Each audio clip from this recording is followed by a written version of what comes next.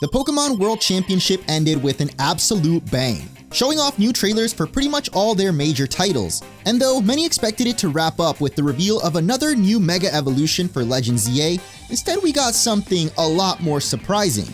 The reveal of a 4-person multiplayer mode, known as the Z-A Battle Club. Though, if you were left a little disappointed by the lack of new Megas revealed, fret not, as Pokémon has already announced another trailer coming tomorrow. I'll be live streaming my reaction to that when it drops, but in this video we're going to break down everything you might have missed in the Z-A Battle Club trailer, which is a bit on the shorter side, but as usual, I managed to find a lot of hidden details, so let's get into it.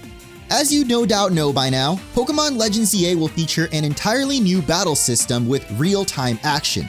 I actually got to try out this new battle system at the World Championship and uploaded my full experience with the demo if you want to check that out. But ever since real-time battles were revealed, I'd been wondering if Pokémon would let us battle real players with it. And it looks like my hopes have actually come true with the Z-A Battle Club. In this multiplayer battle arena, 4 trainers run around trying to knock out each other's Pokémon to earn points within a strict 3-minute time limit. That may seem kinda short, but honestly, so many online games lock you in for way too long nowadays, and I for one don't have nearly as much free time for gaming as I used to. And I'm sure it's the same for many of you that grew up with the original X and Y. Plus, there's a ranked mode, and shorter matches means you can rank up faster. So overall, I think this is a great move to get players hooked. The official site shows us that you can host private battles too, and in these you can actually set your own custom rules, which I assume means you'll be able to adjust things like the time limit to be more or less than 3 minutes. Perhaps the best thing about this though is that there will be crossplay between the Switch 1 and Switch 2 editions, so everyone that gets Legends Z-A can play this mode. Though I do worry a little bit for the Switch 1 players having essentially half. I wonder if that'll affect latency at all, because I know having more frames could affect the gameplay. As for the battles themselves, both in ranked and private matches, your goal will be to knock out opponents' Pokémon to earn points. Each Pokémon you knock out earns you 1 point, and whoever has the most points at the end of the 3 minutes wins. Sounds pretty simple, right? Well, as usual with Pokémon, there's a lot more to it. And the trailer shows off some pretty interesting strategies. Mainly the fact that you can sort of snipe KOs away from other players that are low health.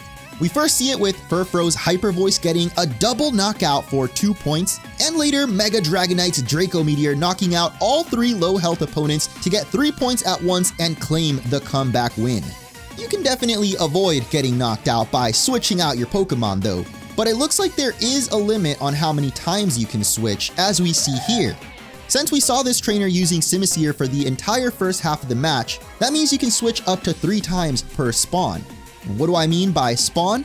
Well, if any one of your Pokémon gets knocked out, you of course give a point to whoever KO'd it, and your trainer actually respawns back where you started the match with your entire party back to full HP. And I assume that means when you respawn, the amount of times you can switch also resets back to 3. Speaking of 3s, you might have noticed this trailer and every official screenshot shows each player being limited to just 3 Pokémon. Now, this doesn't confirm that ranked battles will always make you choose only 3, but I imagine that is the case since adding more slots would just make the battles drag on, and seems like they really want this mode to be fast-paced. Like I mentioned though, you can definitely customize the rules in private battles, so I imagine there you'll be able to use full teams of 6 if you want. But I do hope ranked battles keep it strictly to teams of 3. One last note on switching though. While playing the demo, I learned that when you first send out a Pokémon, they actually have a bit of a delay before they can begin moving around or attacking. And you can actually see in the trailer that little spawn animation, so if you're not careful, opponents can potentially get a free hit on your Pokémon as they're being switched. This seems to be different when you first respawn though, doesn't seem to be that same spawn animation, so I assume you can immediately start running around and attacking. In this demo battle, I also learned that you can recall your Pokémon in order to avoid potential damage, but it doesn't look like you can do that in the Z-A Battle Club online. I mean, that'd be pretty cheap to be honest. Similar to single player though, participating in ranked battles will earn you points based on how well you did to rise through the ranks from Z to A. What do you get for reaching rank A? It's not exactly clear, but I did notice on the link play screen there's a button for titles, and this screenshot I believe shows some of these titles off. Kinda lame, not gonna lie. I do hope there is some better reward like maybe exclusive outfits, I remember some of the really expensive ones in Sun and Moon were really cool. And I hadn't mentioned it yet, but you know it was coming. The characters look absolutely dripped out in this trailer. I just love that X and Y first introduced us to character customization, and Legends Z-A going back to Lumiose is taking it to a whole nother level. But perhaps the most interesting thing about these ranked battles is that they seem to be the only option for playing against random people. A lot of other online games' ranked modes are more strict and sometimes stressful for players since you can potentially derank or lose points. If, like me, you're potentially scared of ranked mode like I was when I first started playing competitive games, you might not have to worry about losing your rank. As the website says, during these matches, you'll earn points based on your place, along with additional points based on your performance. Everyone starts off at rank Z, but with enough effort, you can be promoted all the way to rank A. The wording there makes it sound to me like even if you get 4th place, you could still earn points, or at the very least you won't lose any points or derank. And honestly, I can totally see this from Pokemon since they always cater to newer or more casual players, and ranking down could really discourage them from wanting to keep playing online. Of course, if you're constantly getting 4th place, rising through the ranks will take you a lot longer, but technically this means everyone could potentially get to rank A as long as you play long enough. Now that we've covered the gist of the gameplay, let's get deeper into the mechanics. As you know, battles in Legends Z-A are no longer turn-based, and that means most moves work a little differently. I'll go through them in the order they're shown off in this trailer, with the first being Protect. And just like in VGC, I think Protect will end up being the absolute most used move in Legends Z-A. A well-timed Protect can completely negate damage from the enemy, as we see with Talonflame's Brave Bird here. And since there's no waiting for the opponent, Gyarados can then immediately retaliate with Waterfall and get an easy KO. Playing the demo, I learned just how precise your timing has to be though, as Protect only lasts for a little over a second. And certain moves like Mega Absol's Dark Pulse last a lot longer than that, so it can definitely still damage you after the Protect's effect has ended. Protect also has a longer cooldown to balance how potentially OP it could be, so you can't just spam it either.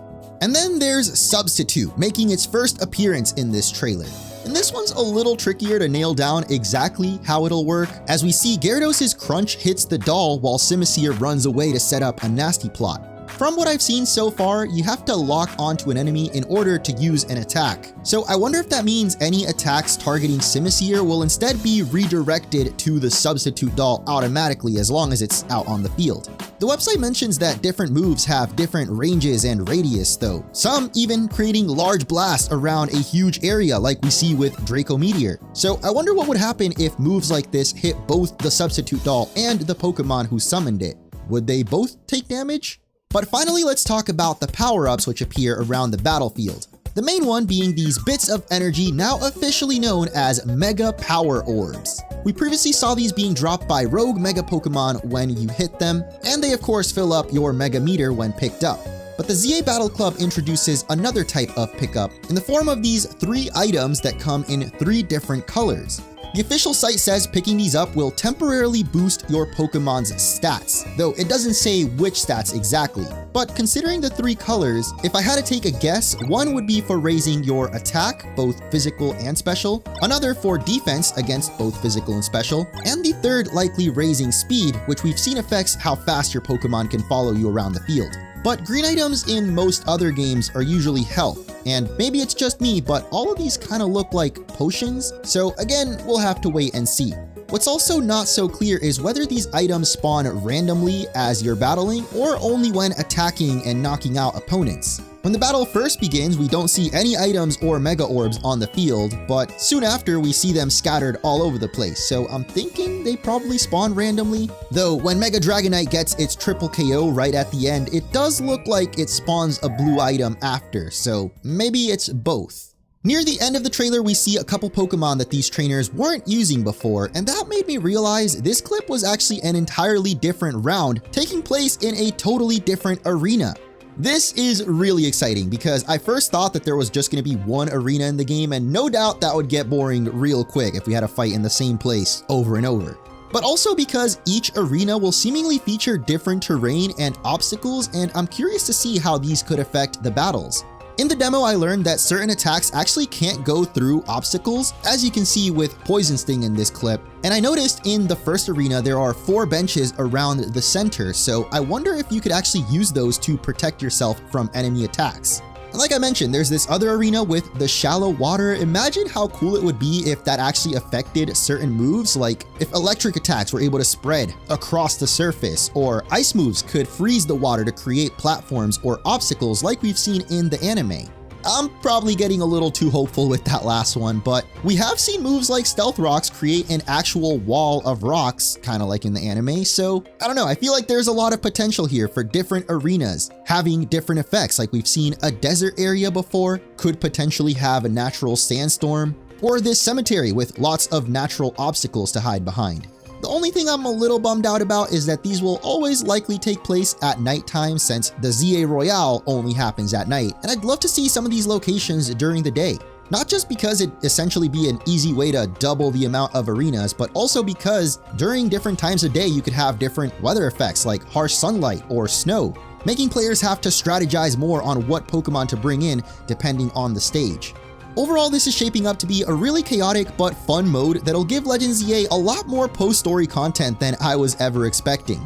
Well, technically I did predict they were gonna have some sort of multiplayer mode in a previous video, but I can't remember which one I said that in, so there's one more Legends Z-A reveal I would like to see, and this one is going straight up to Pray to Arceus tier because I don't think it's happening, but well, I've been wrong before and I'm really glad to be wrong about this one because multiplayer in Z-A looks really fun so far and is going to add so much more to do in the game, so can't wait to try it out. For now, that is gonna do it though, but like I mentioned, there's already another teaser on the way, so stay tuned as I'll be live streaming my reaction to whatever gets revealed from this spooky teaser. I'm also working on a detailed breakdown and my thoughts on the full demo experience, as well as the vlog from the World Championship, so subscribe if you haven't yet to stay tuned for that, and I'll catch you in the next one.